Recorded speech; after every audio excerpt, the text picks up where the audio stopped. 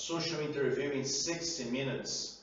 Hoje nós temos um módulo novo, nós temos Direito Esportivo in Action. E no programa de hoje nós vamos tratar sobre gestão de clubes. Estamos aqui com o CEO do Grupo MD Projetos Sociais, Demóstenes Dantas, e com o nosso advogado especialista em Direito Esportivo, Dr. Ricardo Negreiros. Eu sou André Luiz, sou diretor de projetos do Grupo MD. Demóstenes, falando sobre gestão de clubes, o que nós podemos aprender a respeito em relação ao terceiro setor? Primeiramente, eu agradeço esse convite para participar desse projeto, certo? O André Luiz é nosso diretor de produtos e o Ricardo Negreiros, além de ser membro da Comissão do Direito Esportivo da OAB de Juazeiro do Norte, também é membro, né, do Estado do Ceará, só ratificando que ele é presidente da Comissão do Direito Esportivo da OAB Juazeiro. E todas as quartas-feiras você estará recebendo nossa presença no seu lar, na sua quadra, no seu clube, no seu parque esportivo, no seu clube social. Esse projeto chamado Direito Desportivo é muito interessante porque nós vamos discutir, além da gestão dos clubes, como hoje, nós vamos também começar a aprender o que é um patrocínio, o que é o direito do atleta, o que é o direito da torcida, o que é o direito da mensalidade num clube.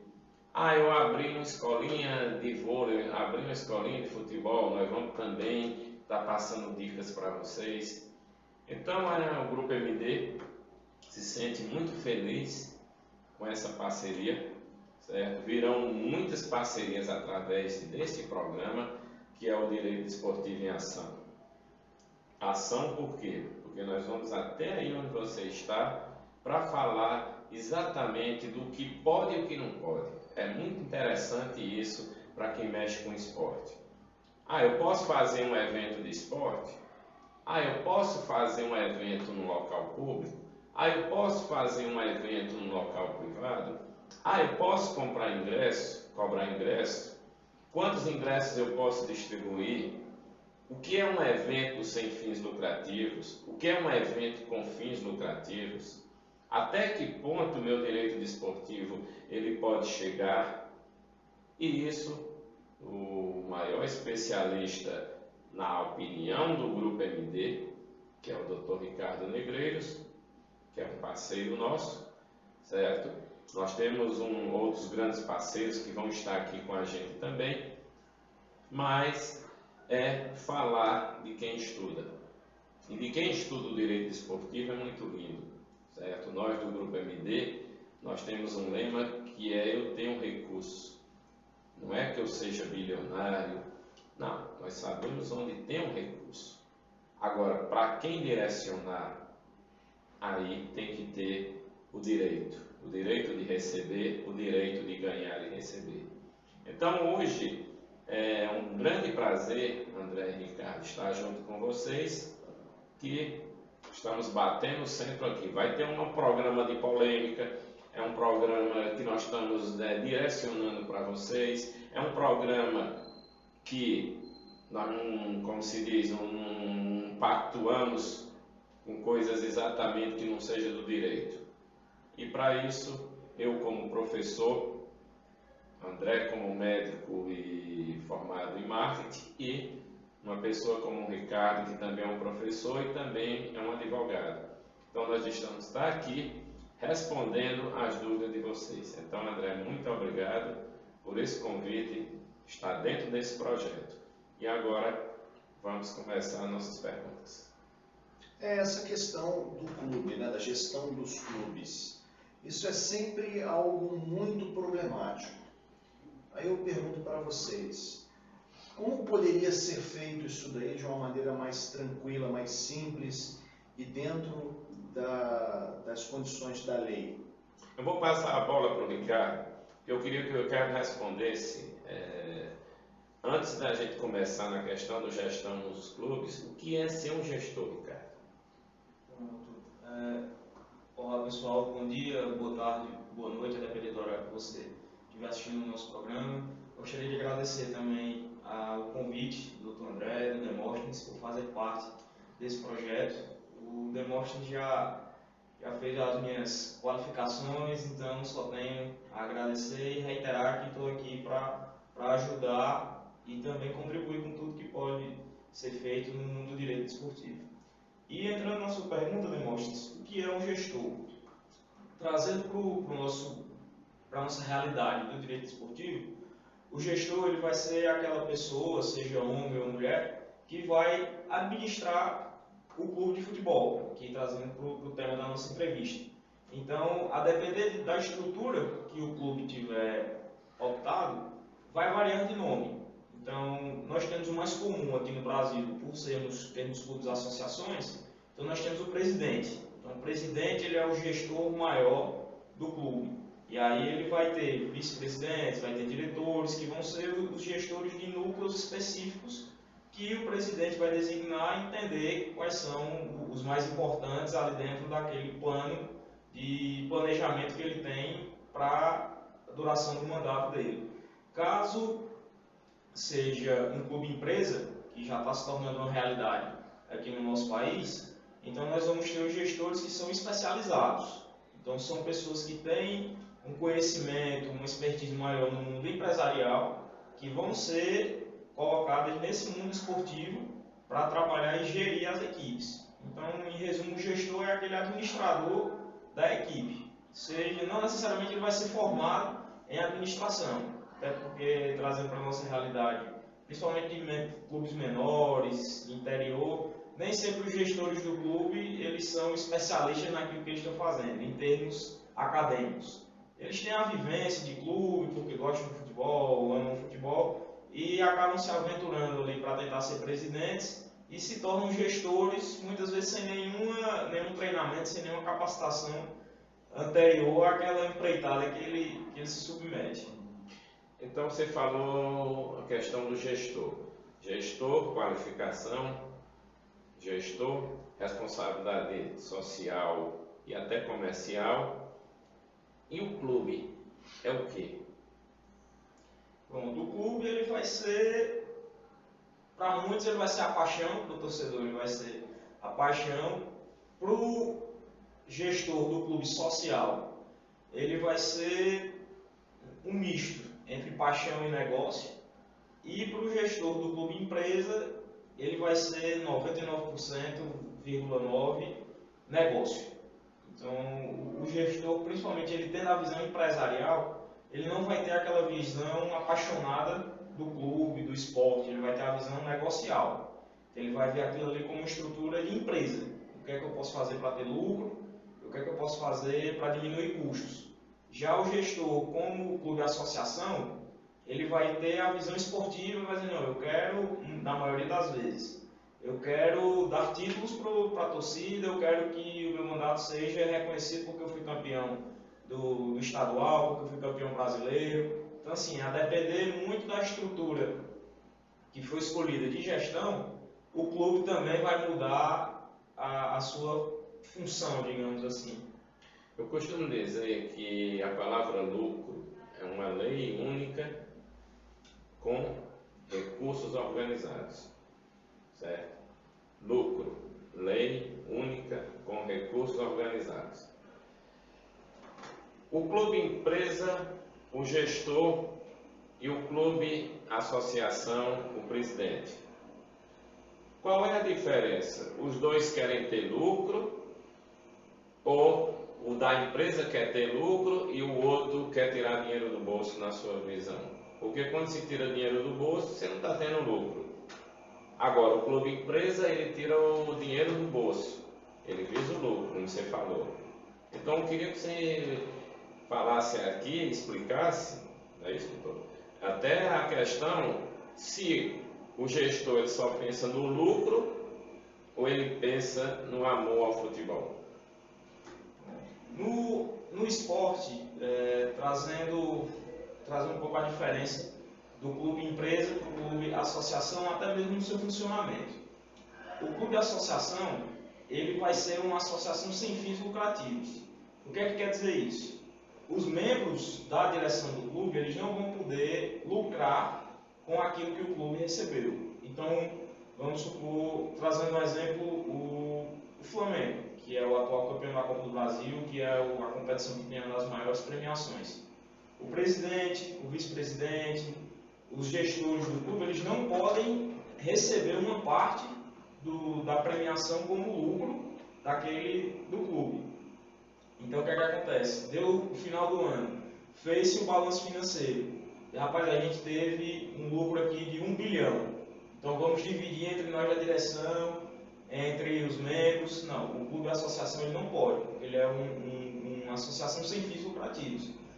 E esse lucro que ele teve durante o ano, para onde é que vai? Ele tem que ser revertido em favor do próprio clube. Então, melhoramento de estrutura, no caso, construção de novos centros de treinamento, contratação de novos atletas, aumento de salário dos funcionários, dar uma melhor estrutura no centro de treinamento, como eu disse, melhor, um departamento médico melhor. Então, todo o dinheiro que entra ele tem que ser revertido para benefício do próprio clube. Quando é uma empresa, ele já não tem essa obrigação legal. Ele já teve lucro, então pode ser dividido entre os sócios. Então, temos exemplos agora das SAFs, que são as Sociedades Anônimas de Futebol. Elas são geridas por empresas. Então, terminou o ano, o Vasco teve lucro, o Botafogo teve lucro, o Cruzeiro teve lucro, os donos vão poder receber uma parte daqueles lucros. E aí, uma outra parte vai ser usada na melhora de estrutura da equipe, contratação de atletas, mas existe também o lucro que vai ser revertido de volta para os investidores, que são aqueles que detêm as ações do clube. Então, a gente tem que fazer primeiro essa diferença. E aí, o que você falou, o clube empresa, ele não visa o amor, acaba andando em conjunto, porque a partir do momento que o clube, ele no formato de empresa, ele tem um sucesso esportivo aliado com uma boa gestão, ele vai ganhar os dois mundos, porque ele vai ter novos investidores, novos patrocinadores e também vai agradar o lado passional daquela equação que é o torcedor. Então, se ele monta um time bom e que cabe dentro do orçamento dele e ganha títulos, ele vai conseguir preencher aquele aspecto financeiro e de gestão e também vai agradar o torcedor, que é o apaixonado da equação.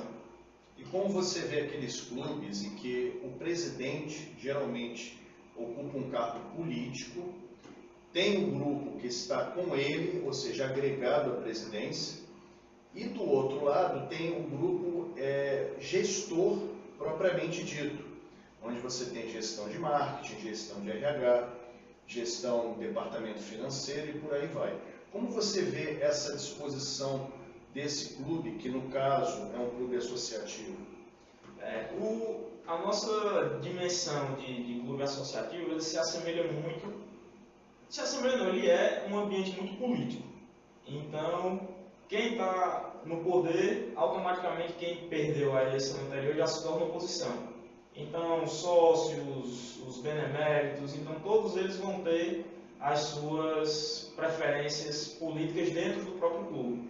Então, se uma ala ganha, então a outra ala automaticamente já vai fazer parte da oposição. Então, muitas vezes até com razão, vai questionar o que está sendo feito. Algumas outras vezes vai ser por motivos realmente políticos, para seja tomar o poder ou retomar o poder, porque muitas vezes um grupo político perdeu a eleição anterior, então acaba aplicando uma oposição ferrenha e muitas vezes criticando posicionamentos que eles mesmos adotavam na sua gestão, mas que agora não é o errado, mas que na época deles era tolerável.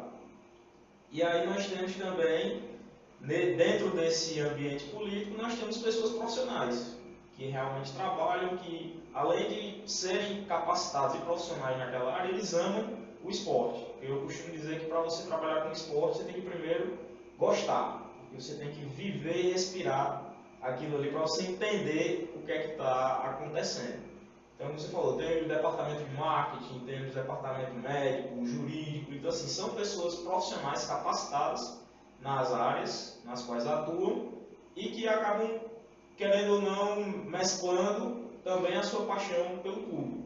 Então, assim, um médico que torce time A e é engajado na parte de medicina esportiva, com certeza é um sonho dele trabalhar no departamento médico do seu clube de coração.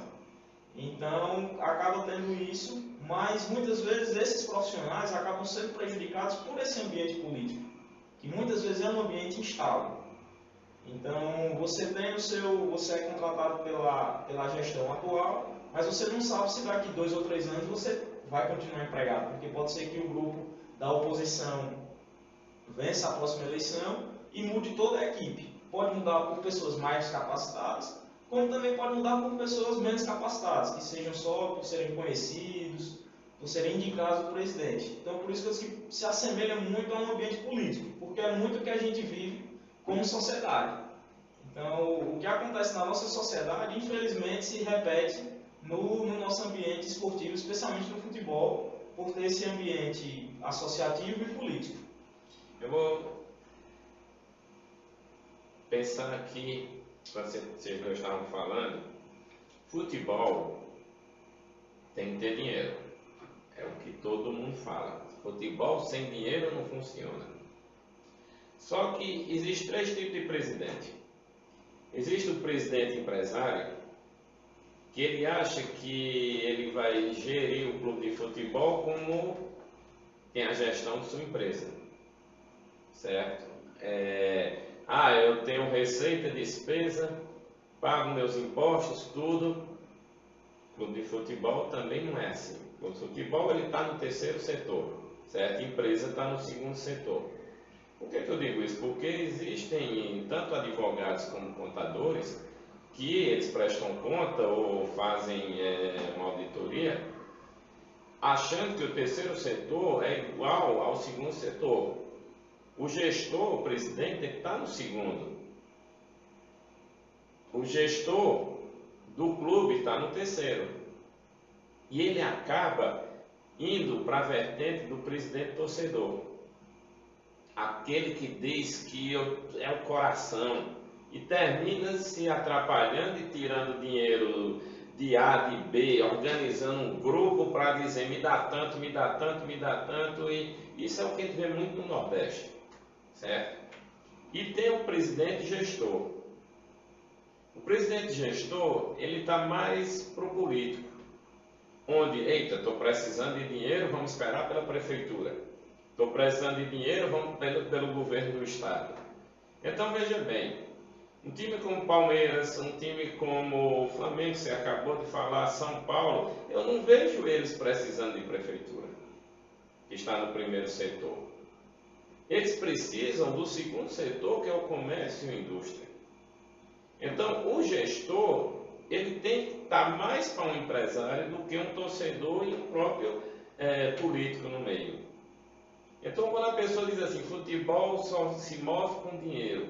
Poxa, tem tantos jargões aí que o pessoal diz, futebol precisa de dinheiro, futebol precisa daquilo. Na minha opinião, Ricardo e André, ele não tem que ser gestor, ele não tem que ter torcedor, ele não tem que ser empresário, ele tem que ser responsável. Porque quando você é responsável, você sabe lidar com dinheiro. Veja bem, se eu sou um empresário e hoje sou presidente de um clube, e o clube não tem recursos, eu estou no lugar errado. Porque do jeito que eu levo a minha empresa, eu posso levar o clube. Se eu tiver quem? Diretoria e assessoria consistente do que eu estou querendo fazer. Porque, veja bem, às vezes, muitos clubes, principalmente São Paulo e Rio, das cidades menores, tem dono. O dono, ele é dono e acabou. Ele tira a diretoria dele a hora que ele quiser e tudo porque ele é dono. Em outros tem uma equipe de donos. Gestores, ou seja, diretores com jogador dentro, com interesse. Por isso que eu falei na questão de lucro. É uma lei única, não é isso? Com a regularização, com a organização, e tem que ter responsabilidade fiscal. Então, por que hoje não tem torcidas inteligentes? Na minha opinião, principalmente os clubes associativos, qualquer torcida, tendo uma fiscalização responsável e inteligente, tira a diretoria toda, tira o mandato todo. Agora, a torcida, quando vai se pronunciar, ela não sabe como fazer um protesto, ela não sabe, há muitos torcedores se vendem por ingresso, por entrada em festas, por entradas em camarotes. Cara, a maior moda agora é estádios com camarotes. Então está feito uma verdadeira micareta. Porque os camarotes, quando você vai para o estádio, você ficava na pedra, hoje já fica na cadeira. Mas quando você bota os camarotes, você começa a dizer assim: torcida, eu vou te dar 50 vagas no camarote. Agora, você já pensou um chefe de torcida ter um camarote? Ele vai ficar devendo favor a quem? Ao gestor. E quando o time perder e for ser cobrado, com que cara esse chefe de torcida, esse órgão presidente da torcida, vai cobrar ao gestor do clube se ele está devendo um mundo de favor de camarote, de festa, de viagem, principalmente viagem, certo? Ah, rapaz, vou te dar 50 viagens. Ele convida quem? Os mais próximos. E aí se forma verdadeiros exércitos dentro para que o gestor seja protegido. Já também tem do outro lado que tem torcida que não sabe, como é que se diz no popular, protestar, vamos dizer assim, já quer ir para a briga, já quer ir, fazer coisas que a gente nem vai citar aqui porque não tem sentido. Então é aquela coisa, poxa, o clube empresa, ele hoje tem sócios. Você sabe que sociedade é complicado. Se um briga com o outro, o clube acaba. Por isso que esse cara aí do Botafogo é dono. Por que eu quero dizer isso? Eu fazia assim uma explanação. Na Inglaterra tem dono. Os times têm dono. Na Itália já tem o quê? Famílias. A Juventus é de uma família. O Berlusconi, acho que eu já disse a vocês, quando ele queria ser primeiro-ministro, ele juntava a família toda e montava um super time com o Milan. Depois que a eleição passava, o Milan se acabava. Quando chegava próximo, o Milan estava lá. Na Alemanha já é diferente, já é um pouco associativo com empresa. Bayern Munique é 50% da Adidas e 50% da Bayer. Leverkusen também é a mesma coisa. A coisa que eu acho mais ridícula, na minha opinião, é o Qatar com um monte de dinheiro e pegou o dinheiro do fundo, deu para um cara comprar um time europeu na França. Comprou o PSG, para quê? Para começar a fazer propaganda da Copa do Qatar. Tirou dinheiro de um fundo social lá, das pessoas lá do Qatar, para estar comprando time, pagando números exorbitantes, para que faça propaganda, para que o quê? Promovam a Copa do Mundo. E a gente viu que a Copa do Mundo, de um lado, foi bonita, mas do outro lado você viu o que estava acontecendo, povo explorado e com fome. Isso que você está falando é o legítimo sports washing, que é aquela circunstância em que os clubes e as entidades e os políticos, eles utilizam o esporte exatamente para maquiar os problemas que existem dentro das suas corporações ou dentro dos seus países. E outra coisa, nós vamos fazer programa aqui só falando de torcida. Aqui a gente não tem que esconder nada não, aqui a gente está dizendo mesmo o direito desportivo. Os dois maiores times do mundo, Barcelona e Real Madrid, são clubes associativos. O Barcelona é uma fundação que tem um time e tem uma torcida. Olha a gestão disso, como funciona. Real Madrid é uma fundação, é um clube e é uma torcida. Do mesmo jeito que esse clube aqui, fundação, clube de basquete, fundação, clube de vôlei, fundação, clube de futebol, fundação, clube de futsal e torcida. Então essa tríade é um respeito. É um respeito por quê? Porque se a gente for pegar numa tríade, num triângulo, seria quem?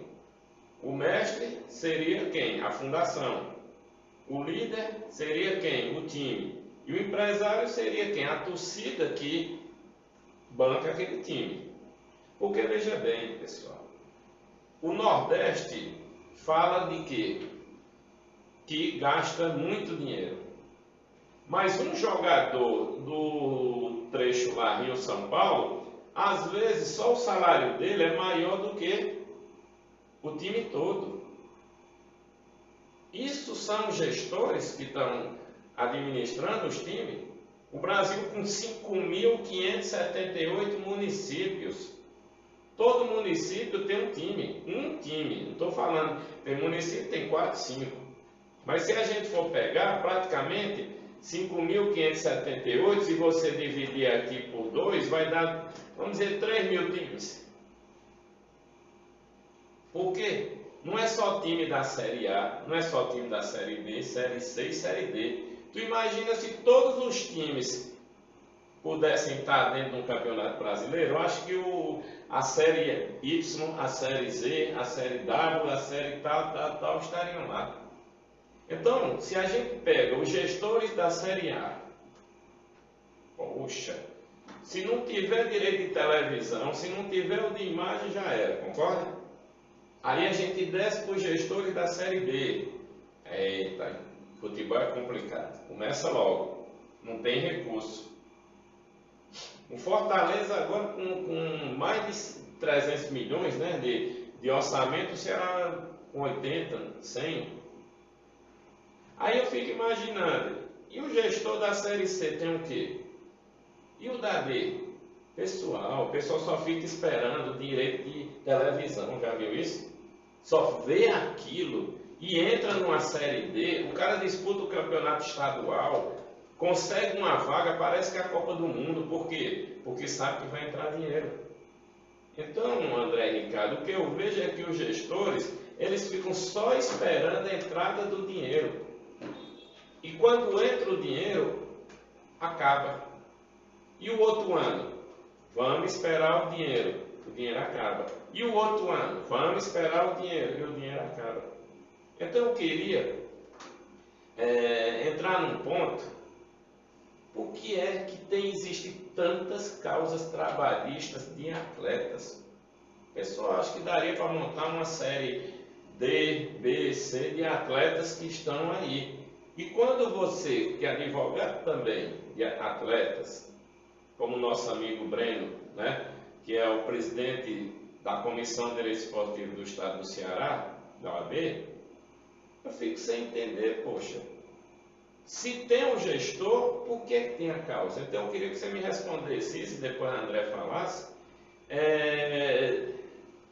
A prevenção é um gestor de responsabilidade para não deixar essa causa. Então, o que é que acontece? Eu queria que você dissesse para todas as pessoas aí que estão nos vendo, o que leva a um jogador fazer, desenvolver uma causa, a protestar, não sei qual o nome, né, que tem no jurídico, a acontecer essa causa trabalhista.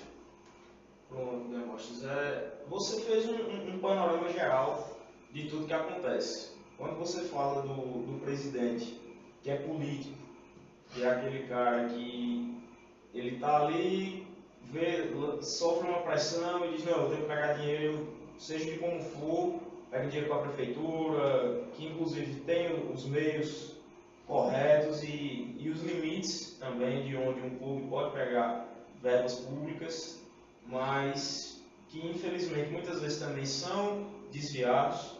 Então, o dinheiro público para o esporte, principalmente direcionado para clubes de futebol, ele não pode ser utilizado para pagar salário de atleta. E a gente vê muito isso.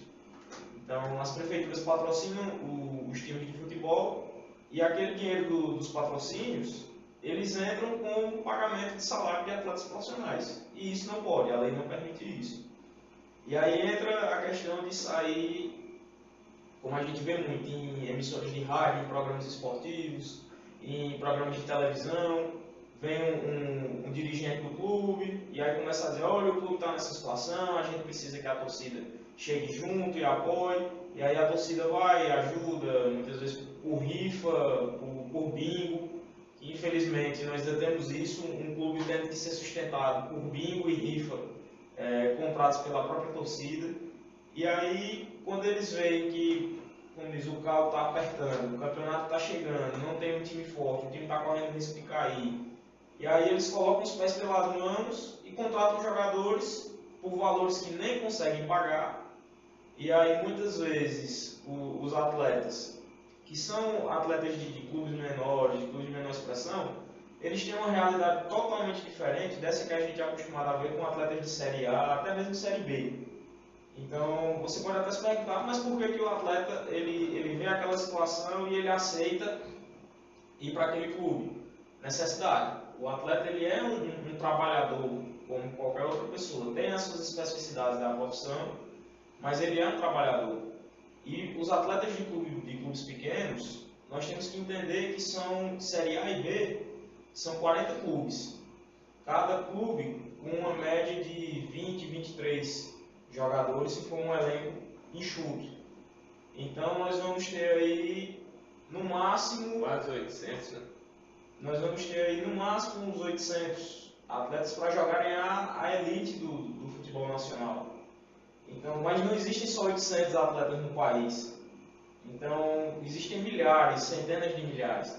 Então, esses milhares e centenas de milhares, eles vão ter que ser alocados em outros postos de trabalho, que são os clubes de menor expressão. Que são aqueles clubes que jogam uma Série C, que jogam uma Série D, clubes que jogam só um estadual, como nós temos aqui, clubes que jogam somente o campeonato cearense, seja Série A ou até Série C. Então, o atleta ele se vê praticamente um nômade. Primeiro semestre ele joga no Ceará, uma competição estadual. Se ele se destacar, vai para um time de maior expressão.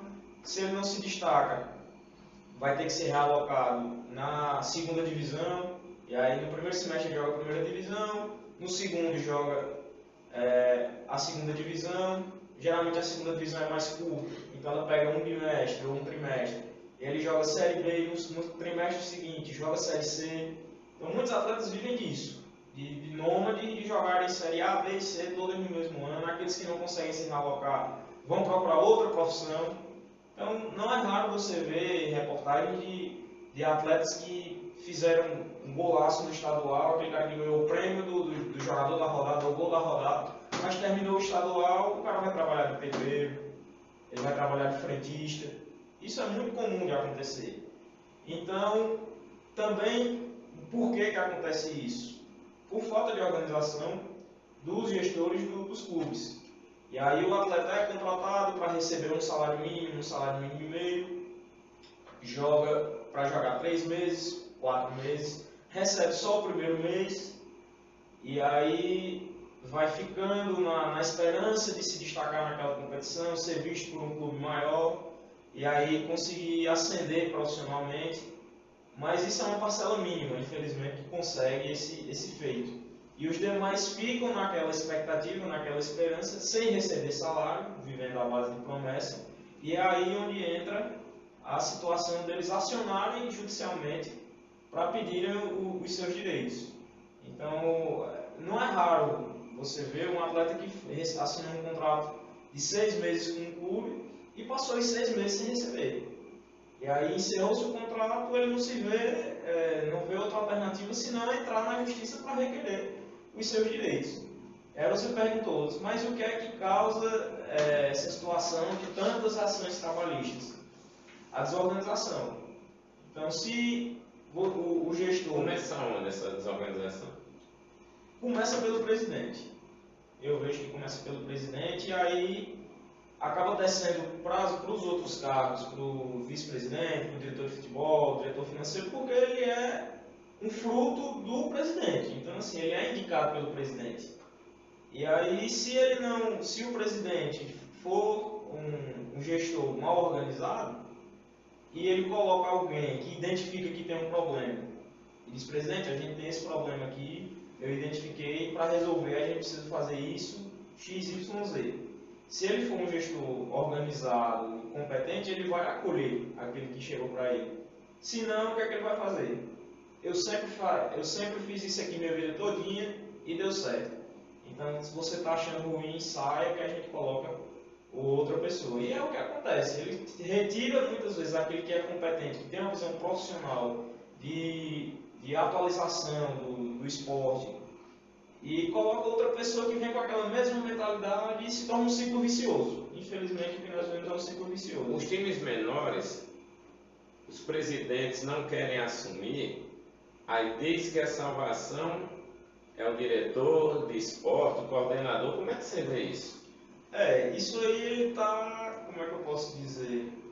Ele está delegando uma responsabilidade que é dele para outra pessoa e, querendo ou não, se escondendo atrás desse que seria, de certa forma, um escudo. Então, para ele não assumir aquela responsabilidade, eles, olha, eu vou aqui, eu contratei esse X pessoa que é formada nisso, formada naquilo. Diretor de esporte. E vai ser o diretor de futebol que vai salvar o nosso clube. Mas como é que aquele profissional vai ter a condição de salvar um clube se ele não tem a mínima dignidade de trabalho? Ele não tem muitas vezes ele não tem um escritório com internet para poder negociar com outros atletas, ele não tem acesso ao que, como realmente está a situação financeira de um clube, porque ele é contratado, olha, a gente vai lhe contratar para você reestruturar aqui todo o clube, certo? E qual o orçamento que eu tenho para fazer isso? Nada, aí quer que o cara traga uma mala de dinheiro para que resolva. Ou então, não, nosso orçamento está negativo. Então, como é resolver? Como é que você vai contratar o cara negativo? Exatamente. E aí onde a gente vê muito isso, é como eu disse, é um ciclo vicioso. É uma questão que começa desorganizada e dificilmente, a menos que chegue alguém e corte aquele elo, vai se continuar girando aquela engrenagem daquela forma. Me responda só uma coisa, eu estou diante aqui de um cirurgião, certo? Um ortopedista. Quantas causas no Brasil, dá um chute aí, tem de médicos que colocaram o time na justiça? Próximas que colocaram o time na justiça, eu creio que facilmente na casa dos milhares. E de jogadores? Acho que na casa de centenas de milhares. Dos milhões. Então vamos fazer uma ordem. Primeiramente, quem coloca? É o atleta, o médico, é o roupeiro, é o massagista, que você tem uma larga experiência nisso. Qual é a causa maior depois do atleta? Depois do atleta vão ser os outros funcionários do clube. Porque o médico. O que é os funcionários do clube? Vai ser o massagista, o porteiro. treinador. O porteiro ele acaba não sendo tão. Como é que eu posso explicar? Ele acaba não sendo tão influenciado naquela situação, porque o salário do roupeiro, geralmente, ou do porteiro, geralmente é um salário mínimo. Sem carteira assinada, então é mais fácil dispensar. Também, mas assim, eles têm são cargos e funções que acabam meio alheios à questão política. Então, não é raro ter porteiros que trabalham no clube há 20, 15 anos. Mas qual o conselho que você daria para uma pessoa que vai ser funcionário de um clube? Tem que assinar carteira ou não? Tem. Independente da sua função, você tem que assinar carteira. E se não assinar? Se não assinar, você é muito fácil você dizer assim, então não vá trabalhar. É uma realidade que infelizmente a gente não tem como dizer isso. Mas o que eu posso dizer é não deixe de buscar os seus direitos. Se você aceitar trabalhar por necessidade, eu entendo que a nossa sociedade infelizmente não permite que um trabalhador, uma pessoa de classe média, uma pessoa de classe baixa, negue trabalho, se negue a trabalhar. Mas se você não tiver essa condição de se negar a trabalhar, mas também não deixe de buscar os seus direitos quando você tiver necessidade disso. Então, o ideal, trabalho de carteira assinada, com todos os recolhimentos previdenciários, FGTS, tudo recolhido, tudo certinho para você ter uma segurança. Mas eu vou ainda mais fundo com você. Vamos lá. O jogador só joga se tiver carteira assinada, não é isso? Sim. O médico também só vai se tiver carteira assinada. Não necessariamente. O médico ele pode ser contratado pelo clube, realmente pelo departamento médico, ou então ele pode ser contratado por ato. Ele pode dizer, doutor André, a gente precisa de você para nos acompanhar nessa partida. Então o doutor André vai cobrar um determinado valor, vai viajar com o Isso é seguro para você? Não, seguro não é, inclusive isso é uma prática que é muito utilizada No futebol brasileiro. no futebol brasileiro, principalmente nesses jogos que são mais distantes das sedes dos clubes, em que os médicos são contratados para desempenharem essas partidas. Seguro não é, mas é uma prática que se vê muito por aí. É pago antes ou pago depois? É pago antes. Se não pagar antes, não vai? Olha, eu não sei exatamente dizer para você se necessariamente o médico vai conseguir receber depois. Eu acho que é uma questão de segurança mesmo, eles até receberem antes, justamente pelo fato de que antes da partida ele recebe e aí existe uma segurança dele poder fazer o jogo sem problema para Mas veja ele. bem, uma instituição sem fins paga um médico, vamos dizer, R$3.000. Como é que ela presta conta disso? Como é esse negócio? É um acordo de boca ou tem um termo? Só para o doutor Ricardo entender como é que, se não pagar ele pode recorrer à justiça. Como é isso? Ou perde? Não, se não pagar, simplesmente o médico não vai estar presente à partida e a partida não vai começar. Não, por exemplo, dá um cheque, o cheque é sem fundo, o cara descontar depois e não tem fundo, e aí, como é? Normalmente o pagamento é em dinheiro e você assina um recibo. Acerto isso com o clube? Aqui a gente responde tudo, viu? Se for pela prestação do serviço, naquele momento, então para o médico o mais seguro realmente assinou, firma um contrato. O ideal sempre é Não, mas assinar o um dinheiro contrato. do clube está saindo como? E aí a gente tem que ver quais são Eu digo isso fontes. por causa do borderô, não sei se tem ainda. Existe. Borderô, eu sou a favor que o cara deposite na federação através do banco, mas não pagar em vestiário, concorda? Vestiário, eu já vi pagar em campo, Como é isso? no Diga gramado, ali no gramado. na sua opinião do direito esportivo, os campeonatos das federações o cara paga no gramado, como é? Infelizmente aí aquilo que entrou na gente falar da desorganização, né? Mas isso não é da federação?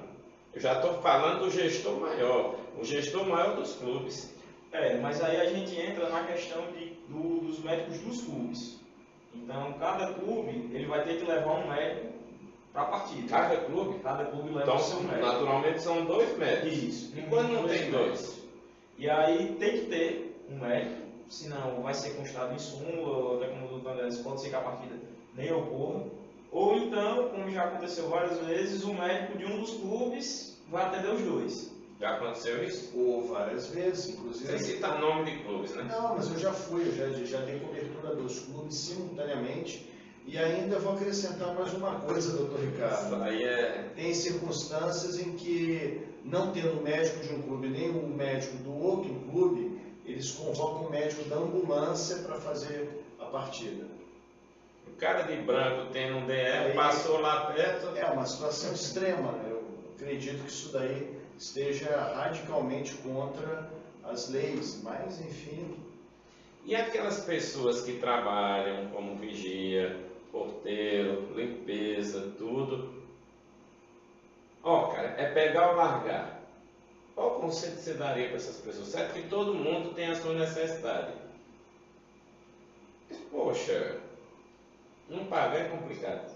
É como eu disse, né? Infelizmente a nossa realidade social não permite que, se você chegar pegar ou largar, a pessoa diz eu largo. Infelizmente as pessoas vão ter que se submeter a certas situações, mas o conselho que eu dou é: se você se viu numa situação de pegar ou largar e os seus direitos vão ser descumpridos, se você conseguir pegar pelo menos um salário, você aceita daquele momento, você pega todas as provas que você prestou serviço para aquela instituição, no caso daquela equipe, e posteriormente você busca os seus direitos na via judicial. A casa trabalhista dá quantos dias? Eu acho que varia de tribunal para tribunal, porque a gente... Trabalhar uma semana já pode estar na justiça?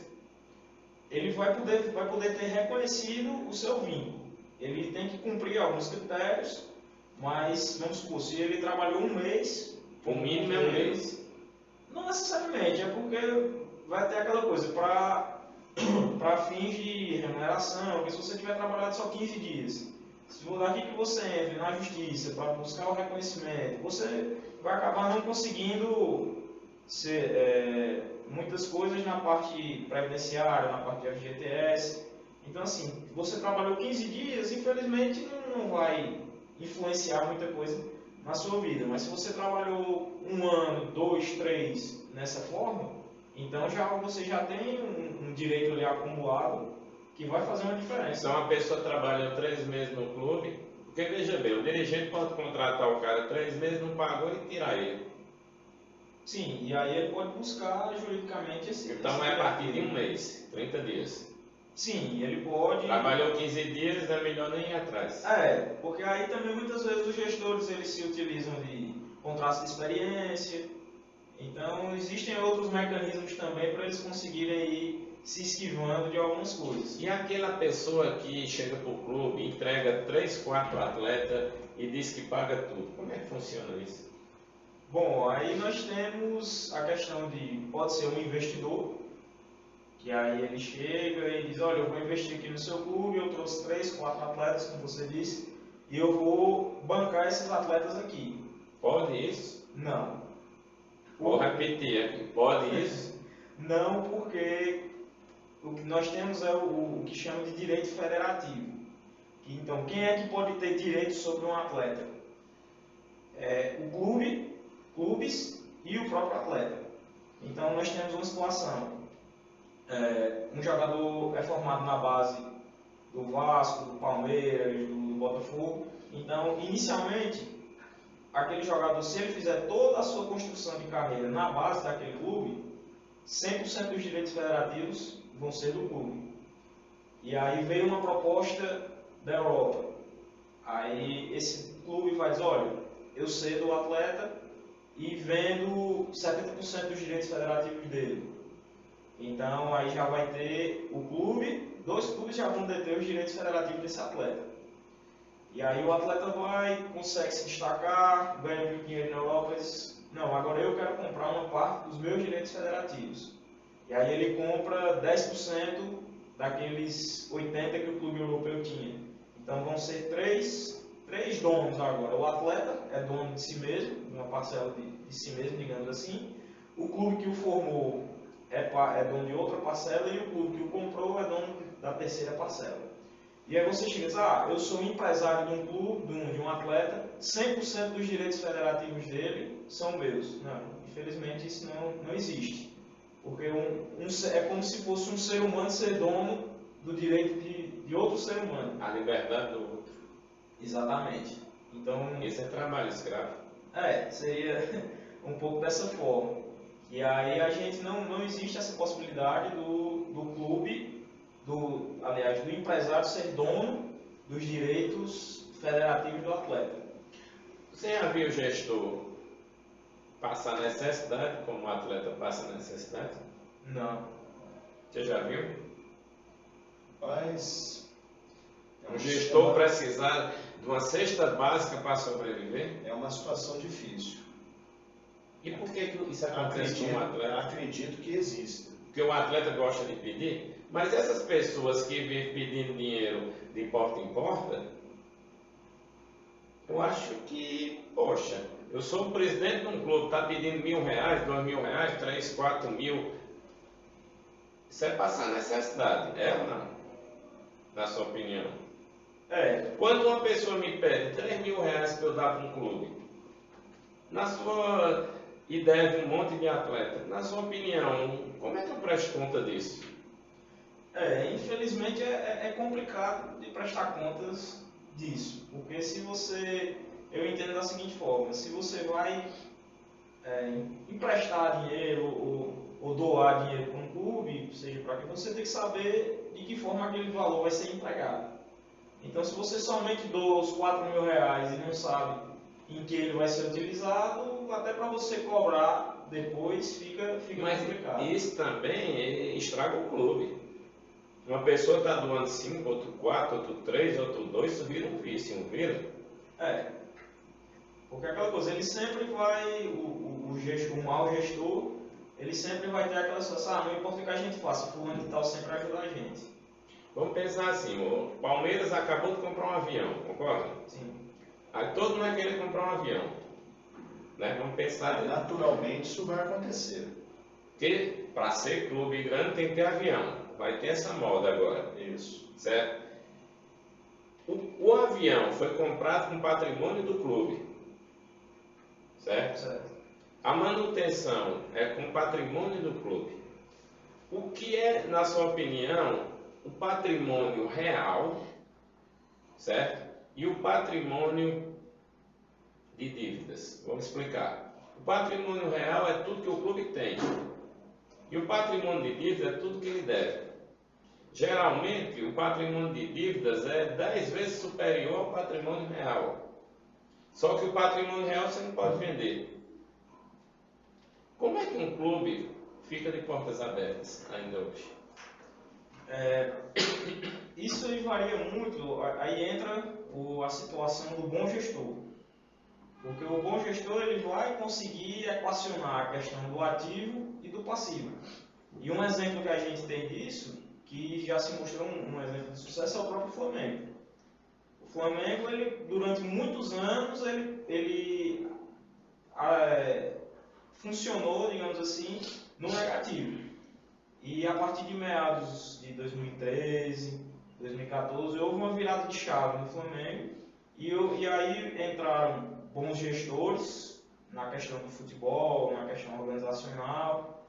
Não vamos entrar no mérito de outras situações que os gestores do Flamengo atuaram, mas nessa parte de organização financeira do clube, eles atuaram muito bem nessa questão de gerenciamento de passivos. Então, como é que funciona o gerenciamento de passivos? Acordos de processos.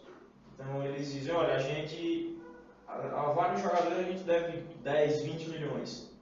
Então, apresenta-se um plano de pagamentos, olha, a gente vai lhe pagar. Uma poupança forçada.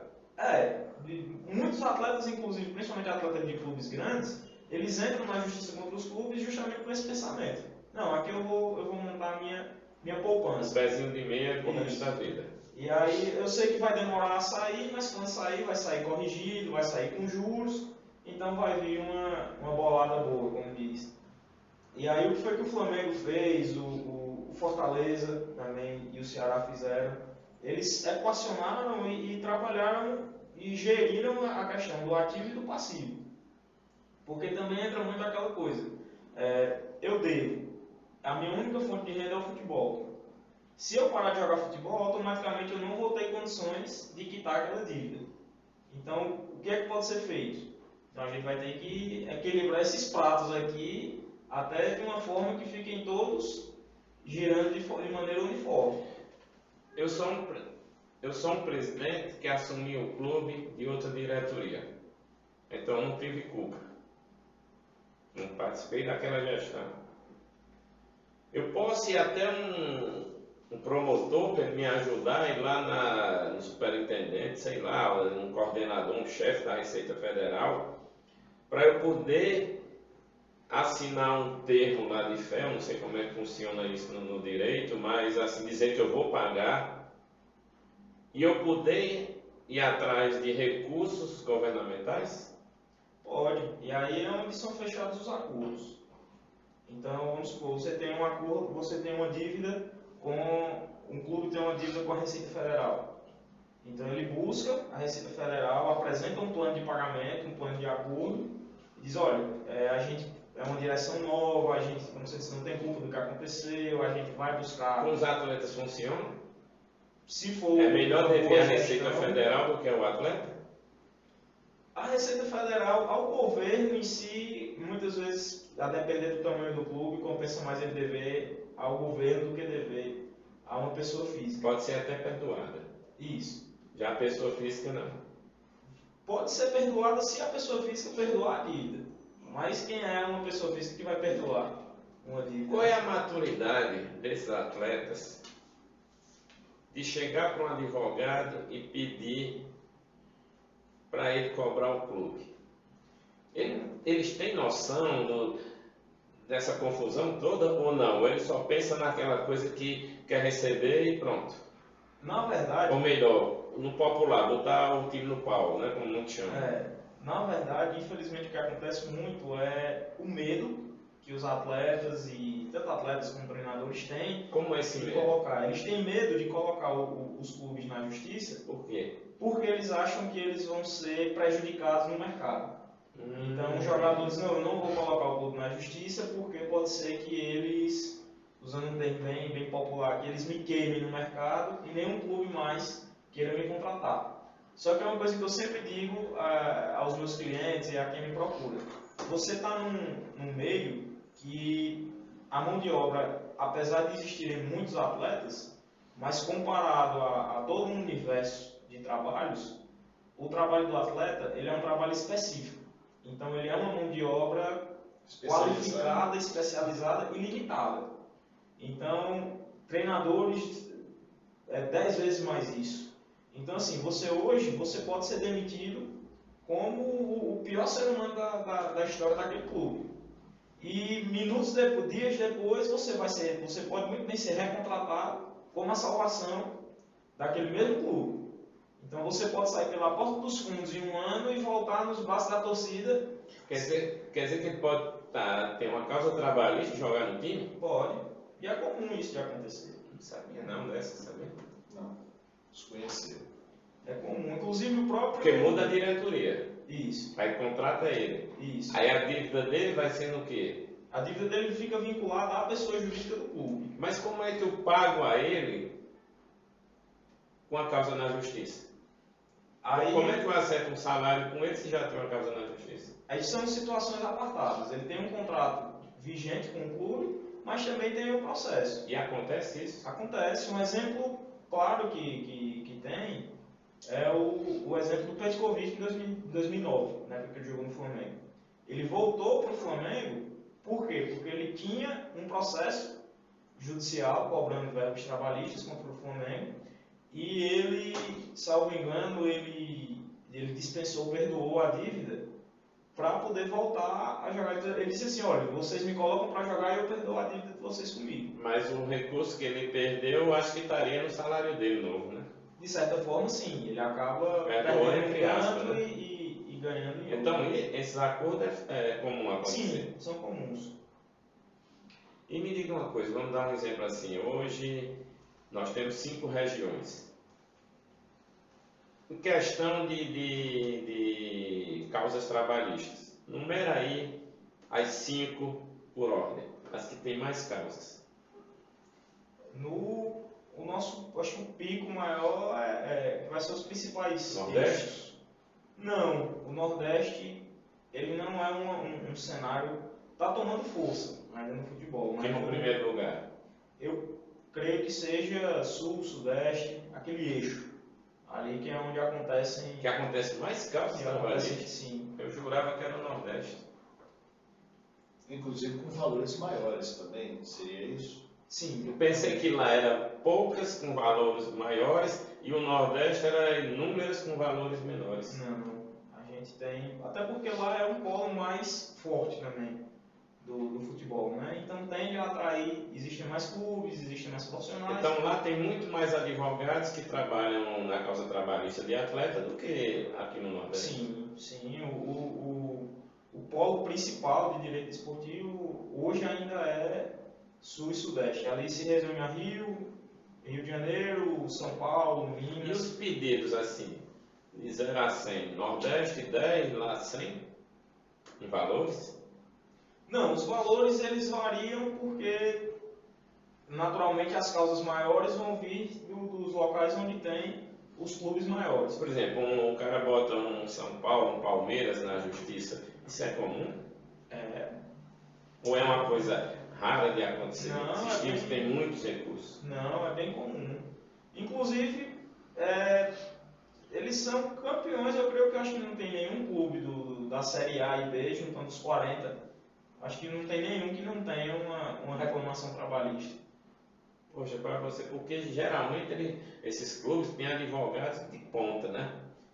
Mas aí é que tá. Como é isso aí? O cara joga ele defende, vai como é? Aí que tá. O advogado ele é de ponta, mas muitas vezes o gestor acaba não sendo. Né? Então a fraqueza fica no gestor. Isso, porque aí o gestor é quem vai assinar um contrato prometendo valores que o clube não tem condições de pagar. E passa por cima dos advogados? Muitas vezes passa porque ele é quem assina a ordem, né?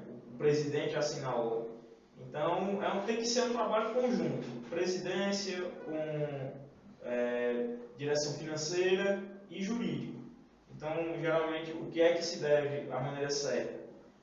Veio a proposta de um jogador e aí ele consulta o financeiro e diz, dá para pagar? Dá. E aí, pronto, pois então o jurídico agora vai formular o contrato para que a gente possa fechar com esse atleta. Mas é o que acontece geralmente. O presidente recebe a proposta, ele mesmo resolve, passa por cima do financeiro e do jurídico e manda que seja feito o contrato. Vamos lá. A causa trabalhista é do clube ou do presidente? Deixa eu só dizer.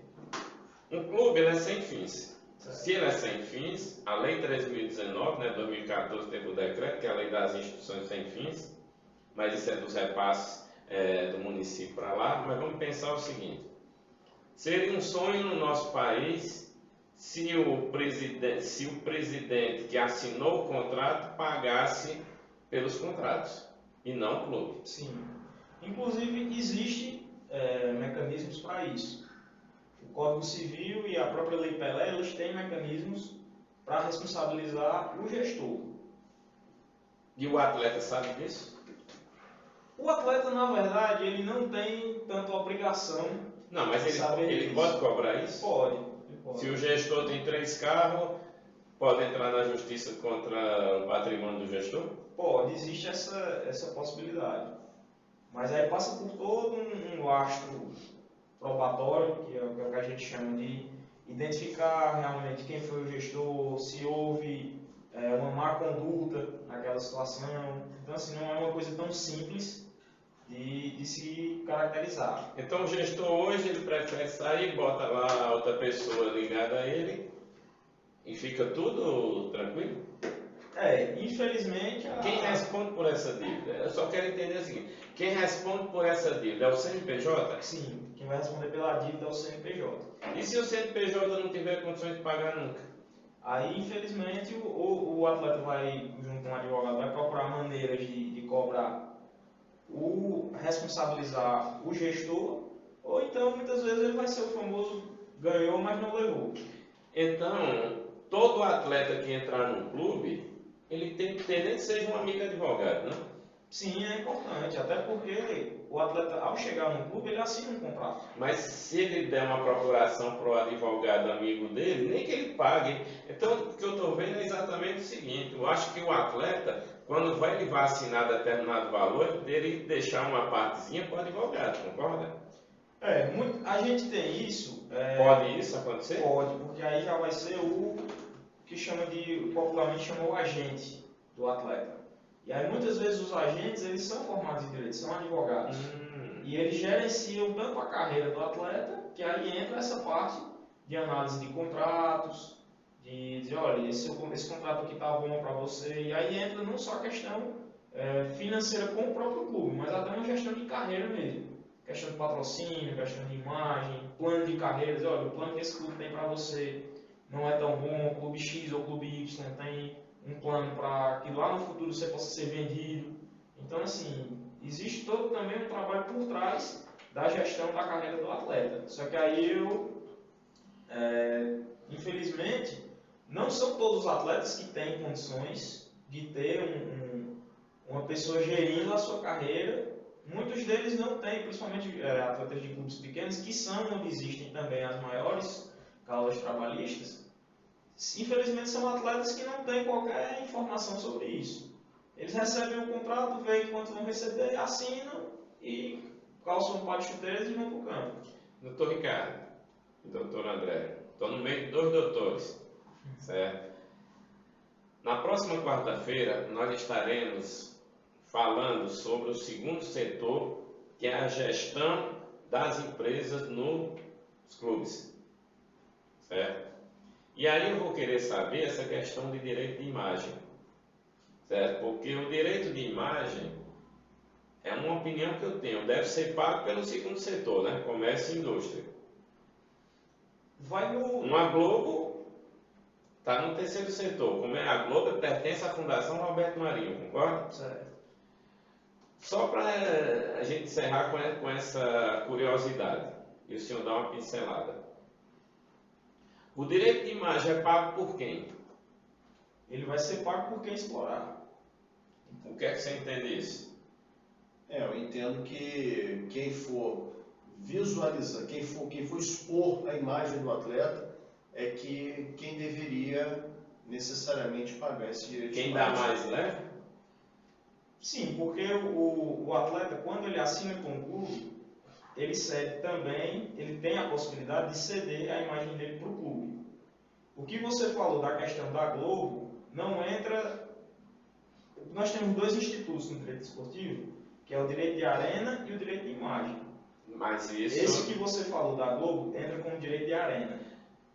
Para a próxima quarta-feira, e o senhor despertar a curiosidade de todos que estão vendo, fala aí qualquer coisa para a galera ver a questão da imagem. A imagem é o quê?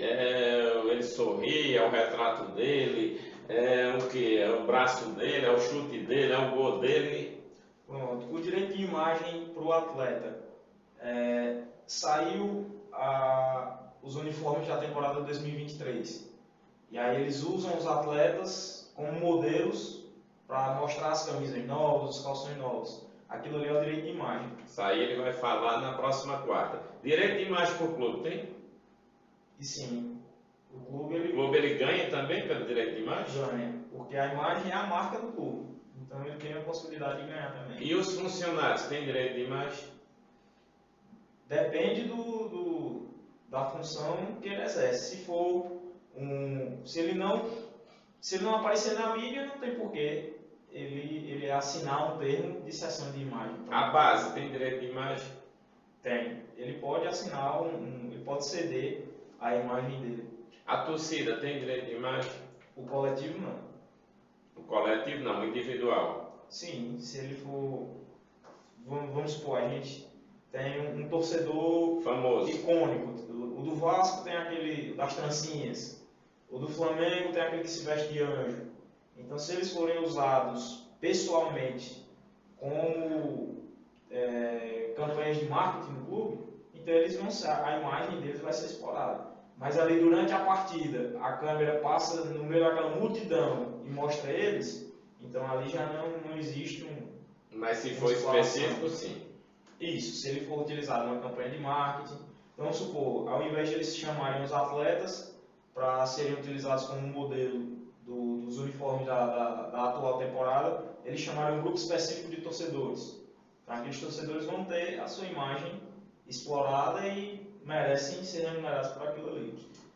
Terminamos o nosso programa, vou já passar a bola, né, do Dr. André. Nós faremos 3 programas. Hoje foi questão do terceiro setor, que são os clubes. Próxima quarta, comércio e indústria. E a próxima, outra quarta, será exatamente falando sobre as secretarias de esporte.